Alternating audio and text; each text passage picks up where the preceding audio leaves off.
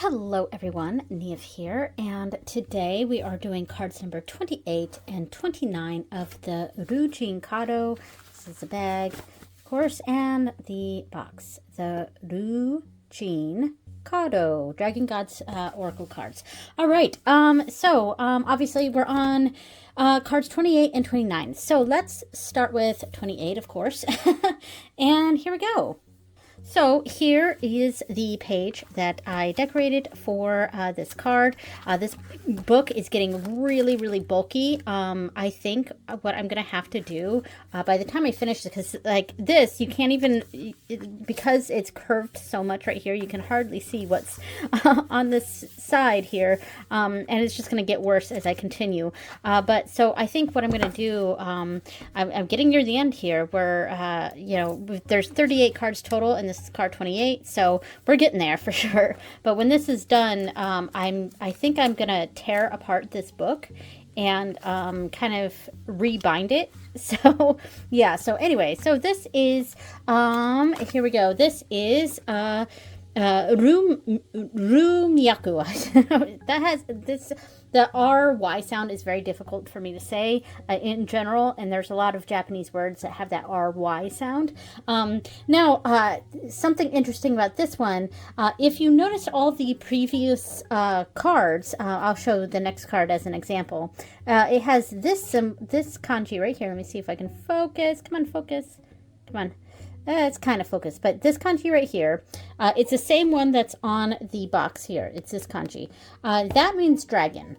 And all of the other previous cards have it as the second kanji because they have it as the first kanji is describing the second kanji, if that makes sense. So like, you know, previous cards. Let's see if we can find just any of them in here. Previous cards, like, so this one, I think this one was Yellow Dragon. I can't remember. Oh, well, here's one here. This was Suiru. And obviously you could tell by the image, this means water dragon. And that kanji right here means water. So water dragon, Suiru. And all of the cards had it like that. But this one, card number 28, actually has the kanji for dragon first.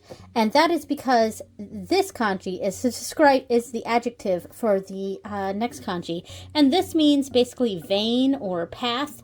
Yeah, like Myaku. There we go. So that R-Y sound is so difficult for me.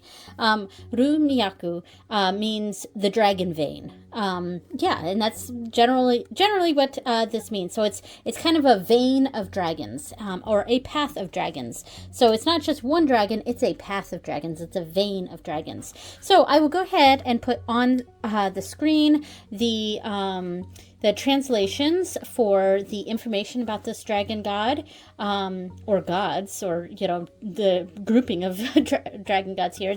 It's more of the vein of the dragon gods. But so some information about it and the message from the dragon gods. And I'll also put on screen the translations for body, item, food, and place. And this is the page with the translations right here. So the little message here at the top, let's see if it's focused. All right. Sorry about my nails. I should have touched those up before I started the video, but that's okay. So this says Jinsei no Tanning pointo. So Jinsei no Tanning pointo. So, and that basically means a turning point in someone's life. And right, so the cards that I picked out for that, because this is like a turning point, I picked out cards that to me made the most sense. I'll show them right now. I picked out the Tower and the Two of Wands. I picked these out to represent a turning point, or a path, because, you know, the Tower is so destructive, and it's kind of the end of a path, but it as you can see, it's forging a new path. So there is a silver lining there. And then, of course, the Two of Wands is all about starting that path. It's like we're opening up that path. So I thought these two cards made the most sense to connect with the dragon vein here, Myaku. The little, oh, that's the next card. The passage that is in the Mars Power Tarot, because they don't quite have meanings for the cards in here, but it's more of like a little passage for each card. But that does sort of, it's not really a poem, but it does sort of give an idea of what the card means, of course. So the passage for the Tower, so I gotta turn this sideways because of how much it is folded over here. So on tempestuous winds and torrential deluge, calamity hold no prejudice when striking with righteous wrath. As swiftly as it comes, devastation leaves a changed landscape in its wake. And yes, that did make sense to me for the dragon vein here. So I see this as the dragon vein, the path, the dragon's path that was formed from this tower moment. Sorry about the dog barking, by the way. We actually have, I mean, I have to apologize that for in every video, but right now my kids are outside doing some yard work, and because of that, I've locked the dog inside. And she can see the kids outside, so that's why she's barking at them. Anyway, so the card, the Two of Wands, the passage for the Two of Wands says, with future manifested, the task at hand is to chart a course. All paths must be seen to choose which will be the best suited for aspiration. This planning and forethought will be crucial to any future progress. So, I don't know, both of these cards felt right for the Dragon God card that was all about paths and forging paths and creating new paths and going down certain paths. This made sense to me. And this particular iteration of the Tower, because it's so focused on a path, that made sense to me. And this is actually one of the, examples of why I actually really liked this deck with the Dragon Gods cards, because I knew there was a connection with these decks when I first got them, and that's why they immediately bonded in my collection. I like to use them together. I found this deck is actually a little difficult for me to read because not all the cards seem to align exactly with how I interpret the cards. So sometimes I'm just kind of reading the title of the card instead of really looking into the imagery.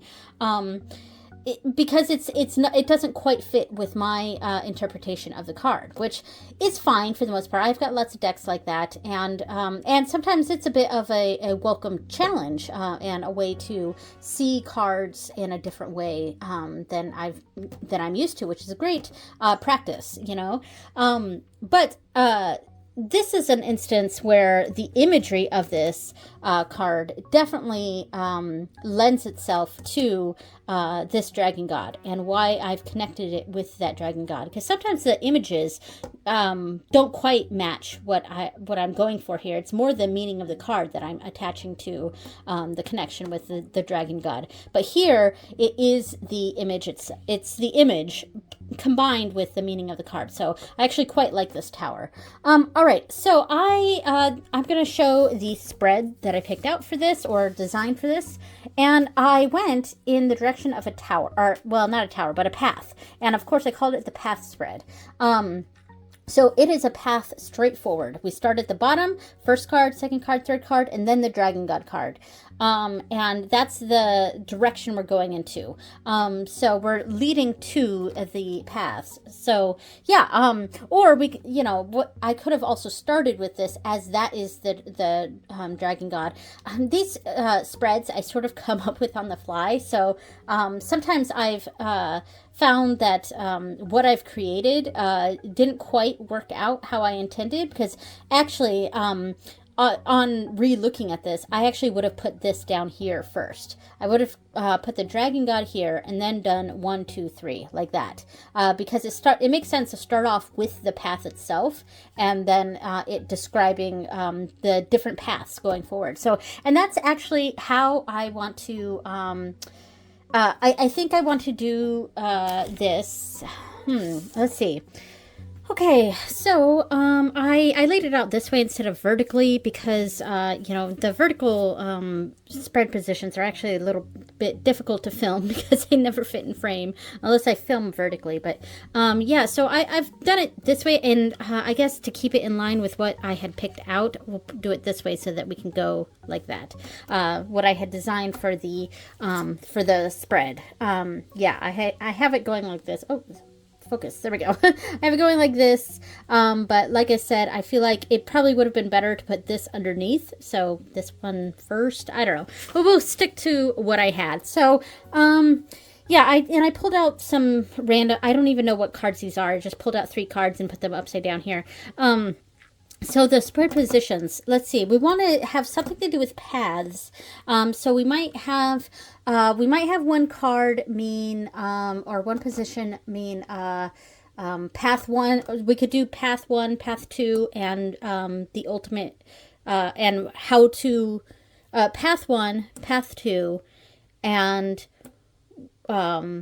maybe some advice on choosing the correct path. I think that might be let me flip over the cards and see what we have here and see if that works for this. So path 1, the Fool. Okay, just jumping in and doing it.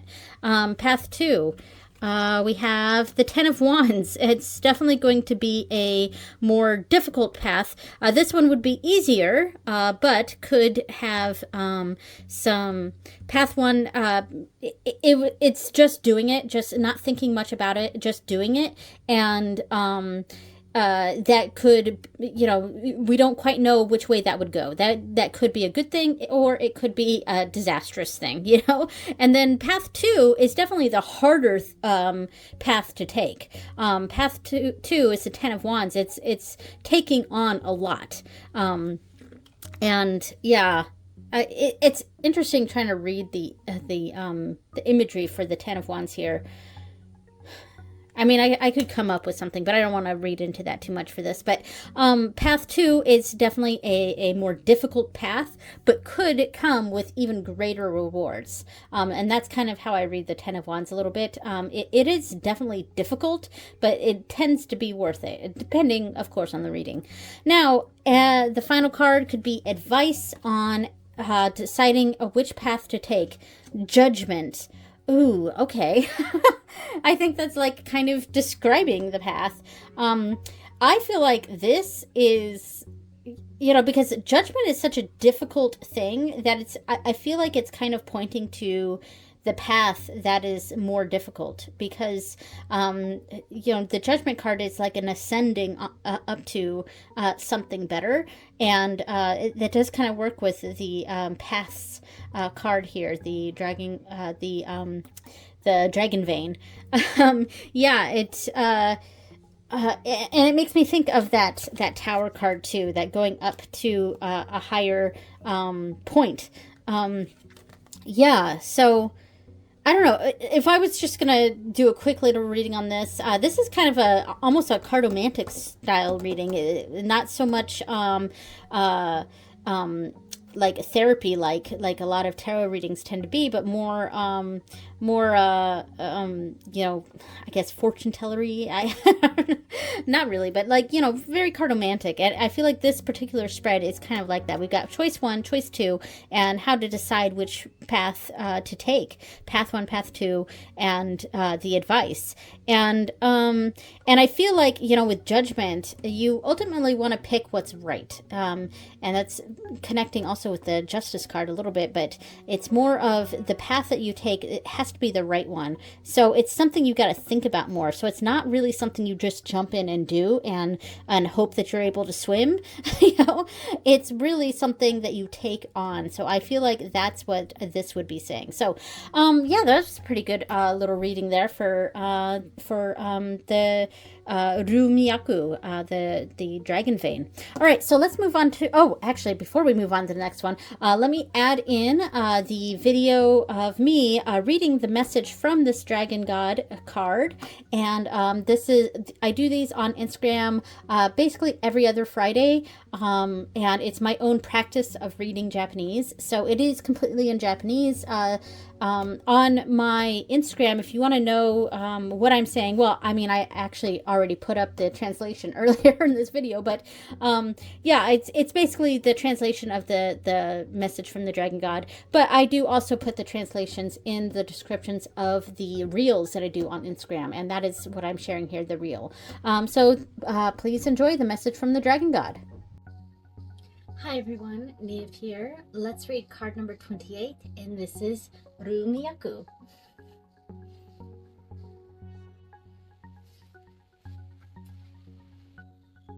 Jinsei no turning point. Jinsei o dou susumete ikitai desu ka? Anata ga mukaitai tokoro o hikiri sasemashou. Motometeiru koto o meiji sureba. Monogoto wa omoi doori ni susumu you ni natte imasu. Dekinai iiwake o suru no wa yamete. Nichijou no chisana koto kara mazu wa jibun wa dou shitai ka o kimeru to nozumu mirai ga chikamichi de yatte kimasu. Okay, so we are on card number 29, and this is Chou. And this basically means, because this symbol here, this kanji, ooh, focus, there we go. All right, this kanji, it can mean like trillion. That is the kanji that's used to designate a trillion, a number. But it also means signs or omens. And that is actually what this card represents. It is the omen dragon, or the sign dragon. And yeah, so let me pull out the book for this, or the pages for this. Here are the decorations that I did for this page. And I turn it this way so that you can see in the corner here. Like I said, when I finish doing all of these cards, I am definitely going to tear apart this book and rebind it somehow so it's not so bad. Anyway, so yeah, I will put up on screen the translation for the general information about the dragon god, and the message from the dragon god.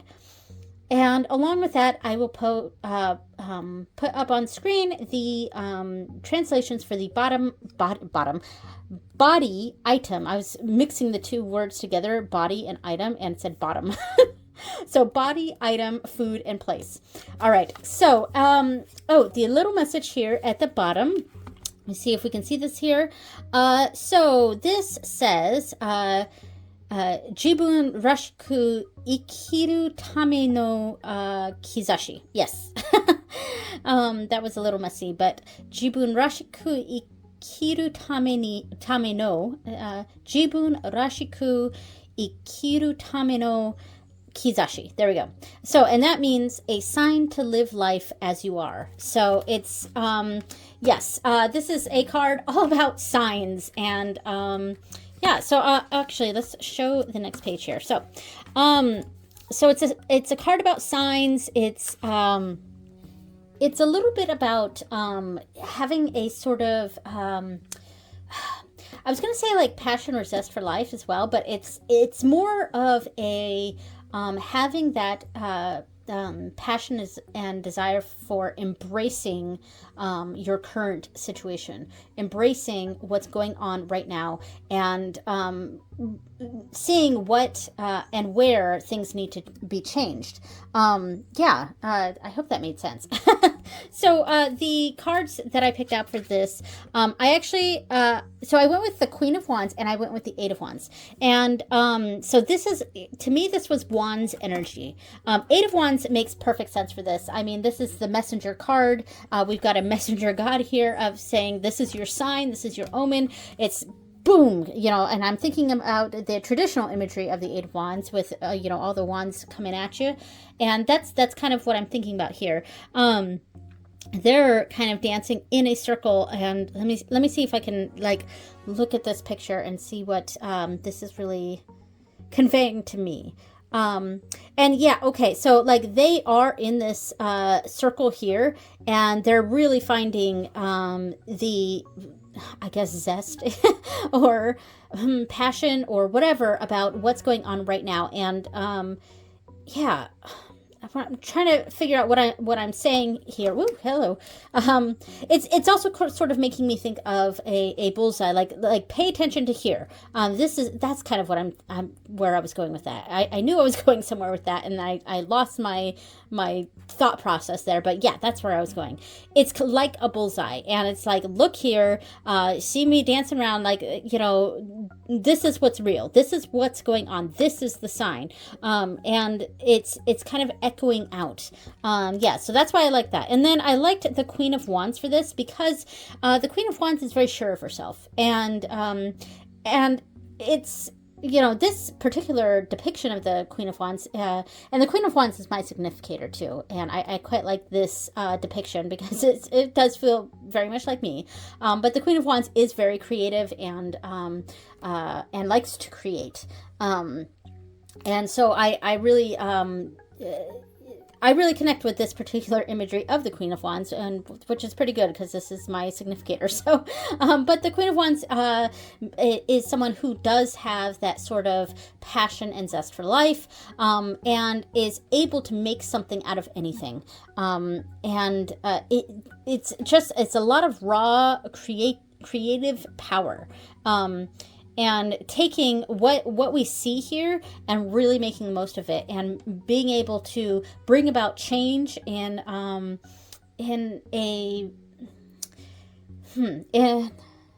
very creative way. I seem to be stuck in my head right now.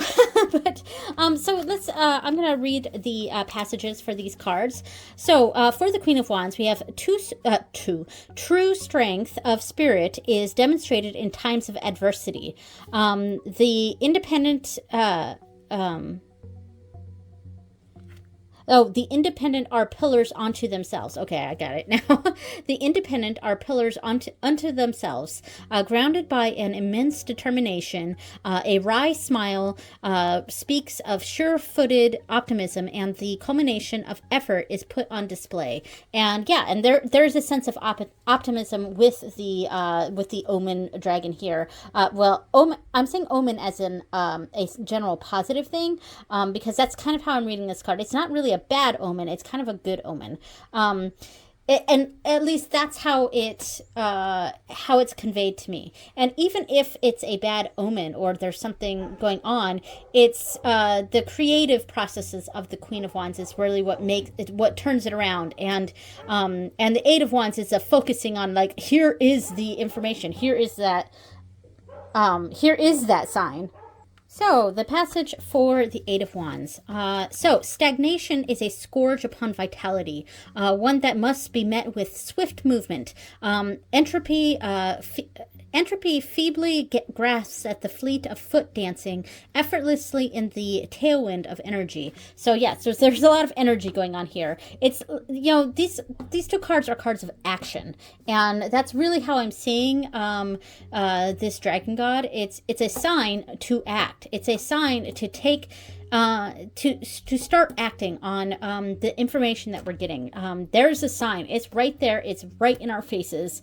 Here is the sign. And yeah, there we go. So the spread that I came up with was a bullseye. And so we have the dragon god in the center. And let me see if I can grab some random cards. All right, we got some random cards here. I have no idea what cards these are. Let me see. I had this where I'm going to have to zoom out. So I had card 1, 2, 3, and 4. Okay, so this is the sign. So right here in the center. So the sign has happened. We got to figure out what the spread positions are telling us. I think the last card is going to have to be an advice card. That makes most sense. To what to do about it. And since we're connecting it to a sort of creative process, one of the cards is going to have to be about in what ways can we get creative or or in what ways can I create change? And I know I've got to have a card representing something having to do with accepting the situation, accepting what's happening. So, all right. So let's see. The first card. Now it could represent the situation at hand. What's going on? We have the Three of Pentacles. So a lot of different aspects coming together to work together in some way. You know, that's kind of the situation that's going on. Oh, we're not quite in frame. Let me see if there. I'll move the camera as I go around. Or we can just do. Let's do this. Let's go like that. We know that the dragon god goes here. So there we go. We'll do that for now. And I'll just put this off to the side here. So this is a situation. The situation is the Three of Pentacles. There's a lot of different energies converging together. All right. So how can we accept... how can we accept this situation? That's not quite the right wording I want to use for this. Maybe this one can be more, what are the challenges of this situation? What are the challenges of this situation? And we've got the Six of Cups. Okay, so there's a lot of history. That's how I'm reading that. There's a lot of history behind these converging forces, and this history sort of conflicts with the here and now. And so there's a lot of past experiences that are sort of affecting all of these energies coming together. Yeah, and so, yeah, okay, so there's the challenge. How can we be creative with this sign? How can we be creative with, how can we be creative in bringing about positive change? Okay, I'm still trying to come up with the wording here. Actually... This is a situation. This is the omen. Okay, that's what it is. This is the omen. Forces coming together. How can it be a bad omen? How can it be a good omen? And how can we move forward? That's better. I think that's better. Okay. We're getting there. We're getting there. All right. So this is the omen. It's a converging of forces.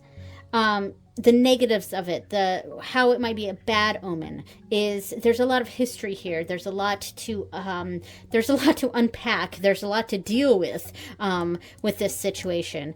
This is the omen. This is this is the struggles of that omen. Here are the positives of that omen. The Queen of Cups. Okay, so there's this, we have the Six of Cups, which has to do with a lot of nostalgia and a lot of past affecting the future. And then the Queen of Cups is, I kind of often call the Queen of Cups as the sort of the therapist of the deck, because that is the energy. It's a very mature and compassionate approach to this, and so one of the positives of this situation happening, of this omen, is that we're able to find a more mature and compassionate outlook on something, and look past some of these past influences that have really affected how we see this situation. So that's the positive. The negative is that there is a lot of baggage there. The positive is that it's something that we are able to unpack, And now the advice in the future card, or not future card, but the ending card. So the Five of Swords is the advice, is that some people are going to get their feelings hurt. There's a lot of cooks in the kitchen here. There's a lot of past issues that are conflicting. There is a common ground that can be found, but there's going to be people that are going to be hurt, and we just need to accept that. So that's kind of how I'm going to read this, and it worked out. I think that worked okay. It took me a while to get to this point, though, because I was just like, I know I wanted to do like a bullseye type reading here like this. It's just how to do it, and I think I figured it out. So this is the omen.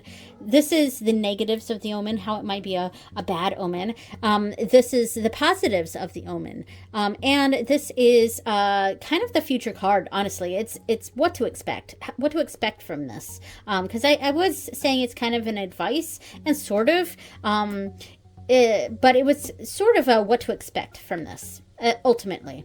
And with the Queen of Cups being the positive of this situation, and I really am finding this to be accepting that, not everyone's going to be happy with this. So, all right. Okay, so I will add in now the video of me reading the message from this dragon god. Hi everyone, Niv here, and today we're going to read card number 29, and this is Chou.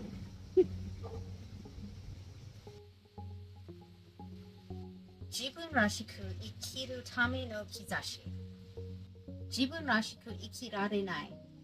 本当にやりたいことがわからないと悩んでいませんか？それは良くも悪くも常識にとらわれているから。本当に今のままでいいのと自分に問いかけてみてください。一旦自分を疑ってみることこそ、新しい自分に生まれ変わるための兆し、本当のあなたらしさが輝き出すでしょう。